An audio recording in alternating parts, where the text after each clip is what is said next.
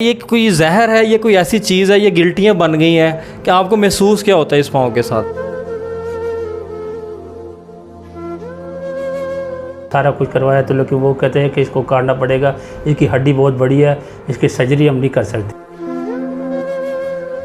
नहीं तो आप पैसे लेते ही नहीं? नहीं, मैं लेता ही नहीं, मतलब जितना मर्जी जोर जबरदस्ती कर लें? मैं नहीं लेता। तो हज़ारों रुपए लाखों रुपए कमा सकता हूँ महीने के। अस्सलाम वालेकुम नाज़रीन, मैं हूँ आपका होस्ट अखरम और आप देख रहे हैं हमारा यूट्यूब चैनल। नाज़रीन, लाहौर के इलाके बेदियां रोड पे इस वक्त मैं मौजूद हूँ। हमारे साथ ये शख्स मौजूद है, आप ये कैमरे पे देख भी रहे होंगे कि इनका पाँव जो है वो बहुत बड़ा हो गया। ये एक ऐसी पुरसरार बीमारी में मुब्तला है कि जहाँ पे इसका ये बताते हैं कि कोई इलाज नहीं है। इनसे पूछते हैं कि इस बीमारी के साथ इनको कौन कौन सी मुश्किलात का सामना करना पड़ रहा है। आप ये देख सकते हैं कि इनके पाँव पे ये पाँव लग ही नहीं रहा है। ये कोई ऐसी चीज़ है जो गिल्टी टाइप जो कि बढ़ती जा रही है और ये रुकने का नाम नहीं ले रही है। आइए इनसे पूछते हैं। अस्सलाम वालेकुम जी। वालेकुम सलाम। खान साहब, पहले तो आप ये बताएं कि आप किस इलाके से ताल्लुक़ रखते हैं और ये बीमारी पुरसरार आपको कब से है? जी, मेरा ताल्लुक़ मोहम्मद एजेंसी है, पेशावर से आगे। सही है। और पहले हम कराची में रहाइश से जब बचपन गुजारा, उसके बाद हम लाहौर आ गए सन 88 में। ठीक है। उसके बाद हम लाहौर में रहाइश पजीर है। अच्छा, ये बताएं कि ये जब आप पैदा हुए तो इतना ही बड़ा पाँव था कि ये अब बढ़ता जा रहा है? पैदा हुआ तो छोटा सा था, जब सही है, वक्त के साथ साथ ये बढ़ता गया। 18 साल तक जो बढ़ा, उसके बाद अपनी जगह पे रुक गया। अच्छा, अब आपने जब ये डॉक्टरों को चेक करवाया कि ये इसका कोई इलाज हो जाए तो डॉक्टर इसके बारे में क्या कहते हैं? डॉक्टर इस बीमारी का नाम एलिफेंटाइसिस है और डॉक्टर कहते हैं कि एलिफेंटाइसिस ये क्या है? ये हाथी का जिसमें पाँव होता है ना, उस तरह की। अच्छा, ठीक हो गया। तो डॉक्टर कहता है ये आपको काटना पड़ेगा इसकी, क्योंकि सर्जरी तो इसकी हो नहीं सकती, इसकी हड्डी बहुत बड़ी है। अच्छा, इसका कोई इलाज नहीं है? कोई इलाज नहीं, इसको काटना पड़ेगा। काट का प्लास्टिक की टांग लगा देंगे। अच्छा, प्लास्टिक की टांग। तो आप क्या कहते हैं, आप नहीं कटवाना चाह रहे? वाले साहब नहीं माने, वो कहते रहने दो, अब जिंदगी तो गुजर गई है, जो बाकी है वो भी गुजर। अच्छा, इस पाँव के साथ मैंने देखा कि आपकी टांग जो है ना ये भी बढ़ती जा रही है, ये भी यहाँ तक जो है ना मोटी हो रही है। वो जो आपने एलिफेंट जो पुरसरार बीमारी बताई है, तो इससे बाकी हिस्से को मसला तो नहीं हो रहा? नहीं, बाकी हिस्से को कोई मसला नहीं, यहाँ तक है बस। अच्छा, तो यहाँ पे ये जो बीमारी आपकी रुक गई है? यहाँ तक रुकी, यहाँ तक है। अच्छा, ये यानी कि पूरा हिस्सा जो है वो आपका बढ़ चुका है? जी जी, पूरे हिस्सा।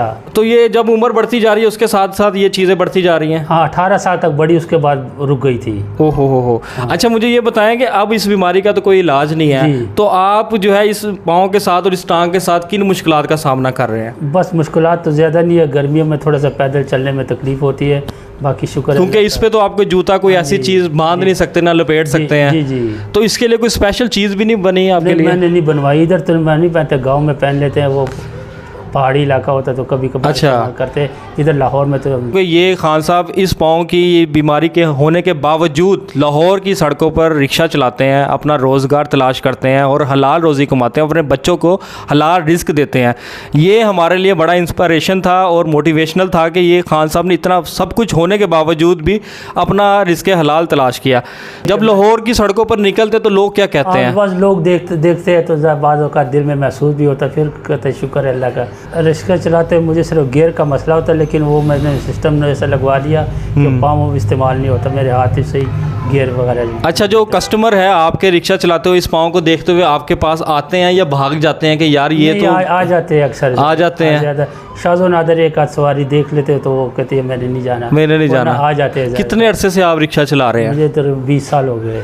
अच्छा, रिक्शा चलाते हुए जो है वो कितना पैसे कमा लेते हैं कि आपका गुजर बसर अच्छे तरीके से हो जाए? बस शुक्र है लगा, कभी 1500 भी, कभी 2000 भी, कभी 1000 भी हो जाता है। वैसे तो ज़्यादा भी हो जाते, कभी नहीं भी होते।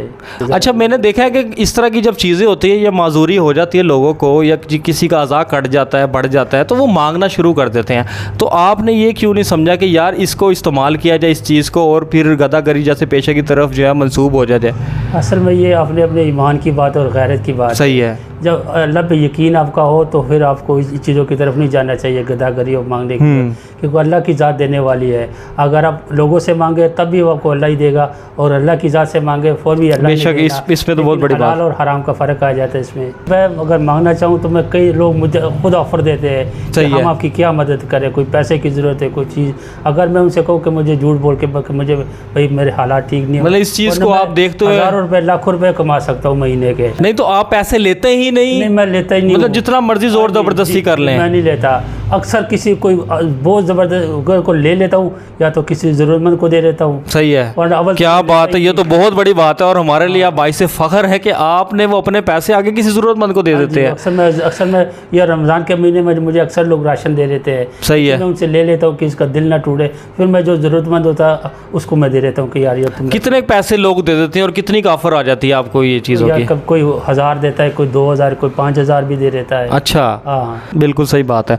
अच्छा, एक मैसेज उन लोगों को भी दें कि जो कि ये सब कुछ होने के बावजूद गदागरी जैसे इस लानती पेशे की तरफ राग़िब हो जाते हैं और फिर मांगना शुरू कर देते हैं, बजाय रिज़्क़े हलाल अपने बच्चों को दें, फिर वो इस तरह मंसूब हो जाते हैं, उनको क्या कहेंगे? उनसे मेरी ये रिक्वेस्ट है कि आप अल्लाह की ज़ात पे यकीन रखें, जिस हाल में भी हैं अल्लाह की ज़ात पे यकीन रखें, अल्लाह से मदद मांगे, अल्लाह ताला आपके इंशाल्लाह तमाम मसले हल करें। अच्छा, आपको खान साहब, ये भी पूरा पाकिस्तान और पूरी दुनिया के लोग इस वक्त आपको देख रहे हैं, अच्छा डॉक्टरों से कोई ऐसी अपील करना चाहे, दरख्वास्त करना चाहे कि इस बीमारी का कोई इलाज हो ताकि आप जो है अपने सही सलामत पाँव के साथ वापस आ जाए? डॉक्टरों से रब्ता किया। सही है, लाहौर के तकरीबन तमाम अस्पतालों के डॉक्टरों ने मुझे बोला कि हम आपका इलाज कर देंगे। सही है इसको, लेकिन इसका जब टेस्ट करवाए तो सारा कुछ करवाया तो लेकिन वो कहते हैं कि इसको काटना पड़ेगा, इसकी हड्डी बहुत बड़ी है, इसकी सर्जरी हम नहीं कर सकते। अच्छा, ये जो है ये कोई जहर है, ये कोई ऐसी चीज़ है, ये गिल्टियाँ बन गई हैं कि आपको महसूस क्या होता है इस पाँव के साथ? नहीं, महसूस कुछ नहीं होता, अल्लाह का शुक्र है।